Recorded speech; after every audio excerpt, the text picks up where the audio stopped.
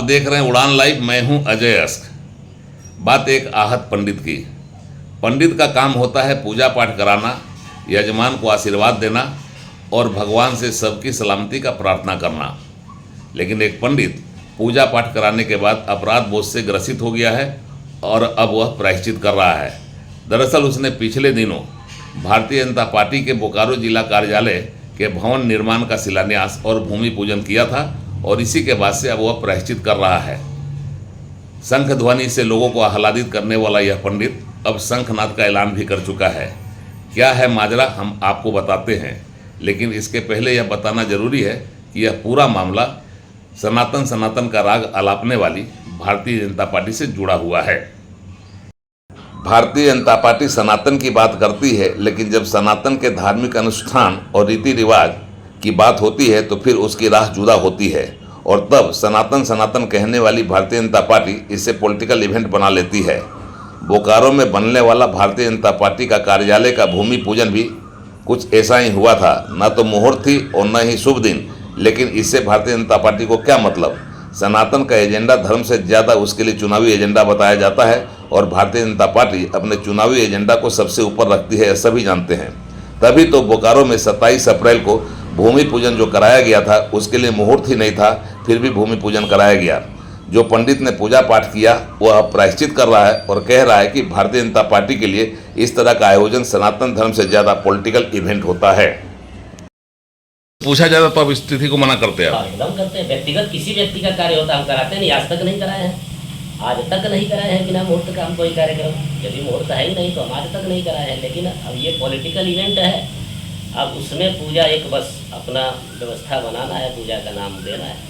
शास्त्र के हिसाब से क्या था उस दिन का जो था? आप सही बता दिए कि पूरा द्वादशी के बाद माँ शांति दोष होता है तृतीय पक्ष में। किसी भी प्रकार का निर्माण कार्य द्वादशी के बाद नहीं किया जाता है। अब उस दिन चतुर्दशी था, चतुर्दशी उपरांत अमावस्या भी था रात्रि में, तो अब तो ऐसे ही चंद्रबल नहीं मिलेगा।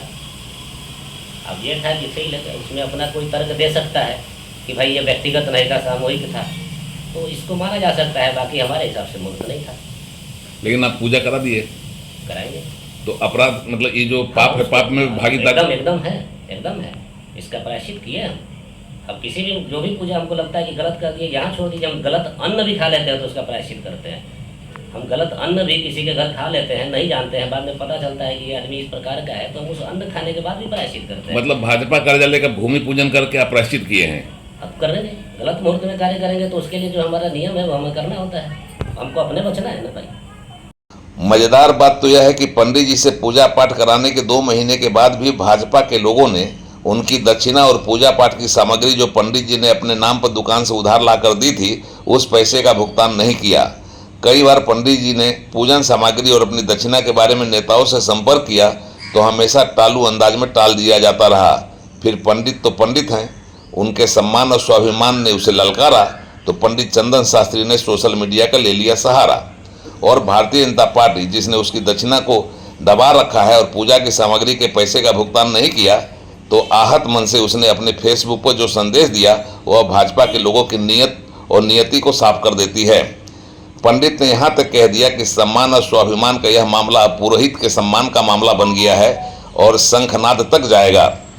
भाजपा को लेकर पंडित द्वारा सोशल मीडिया का सहारा लिया जाना भाजपा की किरकिरी कराने लगा है, लेकिन पंडित ने इसकी कोई परवाह नहीं की।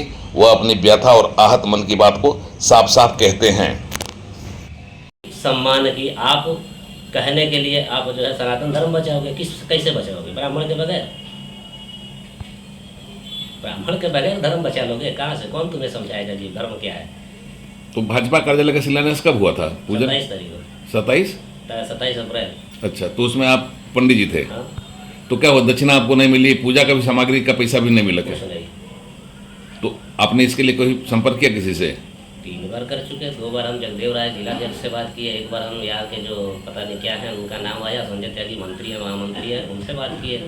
उनके किसी ने संतुष्टिजनक हमको जवाब नहीं दिया कि हाँ बाबा 10 दिन में आपकी व्यवस्था करते हैं, 5 दिन में करते हैं। वो सब छोड़ दीजिए, वो 10 दिन 5 दिन ना कहें कोई बात नहीं, लेकिन कम से कम थोड़ा खेद तो व्यक्त करना चाहिए कि हाँ आपका फोन आ गया बाबा, हम थोड़ा शर्मिंदगी तो महसूस होनी चाहिए। शर्मिंदगी नहीं महसूस है, बताइए। मतलब भाजपा के लोग सनातन धर्म की बात करते हैं, पंडित कहीं दक्षिणा हड़प कर रख लिए। हड़पना तो नहीं कहेंगे, हड़पेंगे क्या हमारा, और उससे क्या होगा, कुछ होना नहीं है। उस दक्षिणा से, उस दक्षिणा में मिलने वाली धनराशि का मेरा कोई उपयोग ही नहीं है, और ना ही हम उसका उपयोग करेंगे, क्योंकि हम दक्षिणा का मतलब है देने वाले की इच्छा पर निर्भर हो। जब देने वाले की इच्छा क्या है, छीनना पड़ रहा है, उससे मांगना पड़ रहा है, लड़ना पड़ रहा है, उस दक्षिणा का यदि हम अन्न खाएंगे तो पेट में विकार हो जाएगा। वो दक्षिणा पंडित की दक्षिणा और पूजा के सामान का भुगतान नहीं करने और सनातन का ढोंग रचने जैसे मामले में भारतीय जनता पार्टी को बेनकाब करने के बाद संगठन में होने वाली किरकिरी को देखकर कई नेता डैमेज कंट्रोल में लग गए हैं। पंडित जी से संपर्क करके उनकी दक्षिणा के मसले को हल करने का इरादा वायदा प्रकट किया जाने लगा है और पंडित जी पर ऐसा दबाव बनाया जाने लगा कि उन्होंने सोशल मीडिया के पोस्ट को डिलीट कर दिया। लेकिन पंडित का बयान और सोशल मीडिया का असर भारतीय जनता पार्टी की असलियत और सनातन का उसका चोला खोल गया है और सनातन सनातन चिल्लाने वाली भारतीय जनता पार्टी की असलियत भी लाकर सामने रख दी है। उड़ान लाइव की एक्सक्लूसिव रिपोर्ट।